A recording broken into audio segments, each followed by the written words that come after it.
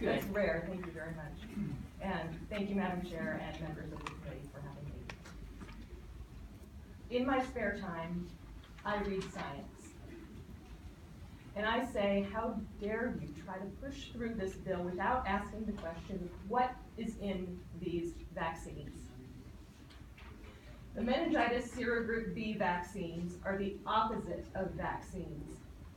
All you need to do is look at Pfizer's own published research to know that they've used what are called triacylated lipoproteins, which are fungal-type toxins that are used to induce experimental septic shock. What happens after sepsis is the real problem. It's a state of permanent immunosuppression in which herpes viruses like Epstein-Barr and CMV, cytomegalovirus, become chronically reactivated, causing fatigue, neurological problems, cognitive problems, and severe disability. There have been other fungal vaccines that failed for the same reason.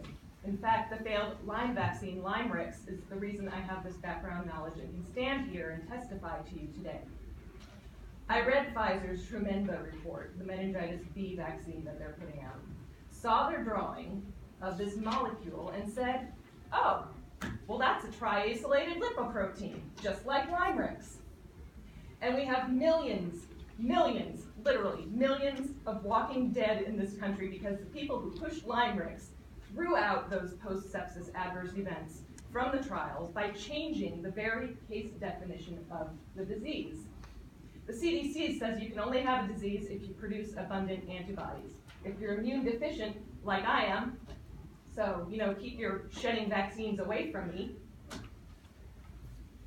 If you're immune deficient, forget it. You can't get any treatment. You can't get anybody, any doctor. Nobody will even talk to you. You're shunned by the entire medical profession.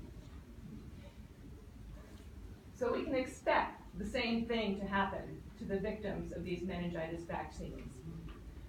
And this, it seems, is a dirty little secret that public health officials don't want getting out. You see, live virus vaccines are contraindicated for those with immunosuppression, for the very reason that live attenuated viruses can be reactivated in an immunosuppressed host.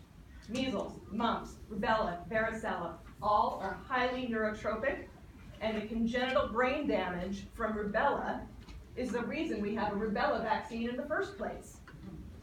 This is all well documented in the literature. May I please finish? I have about 30 seconds. You just need to wrap it up. I'm sorry. Nobody is checking kids' immune status before injecting a cocktail of brain-damaging viruses.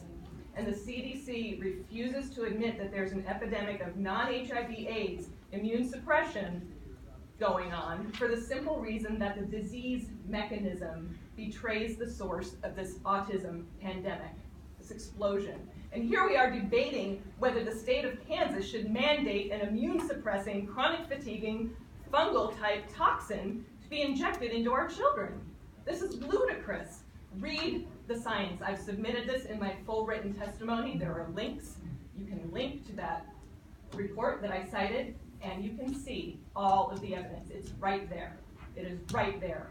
And as lawmakers, as public health professionals, as physicians, you have a responsibility to protect the health of the citizens rather than forcing a one-size-fits-all mandate of vaccination upon everybody. Amen. Thank you. No, not in the sorry, not in hearings. Deborah Mize, private citizen.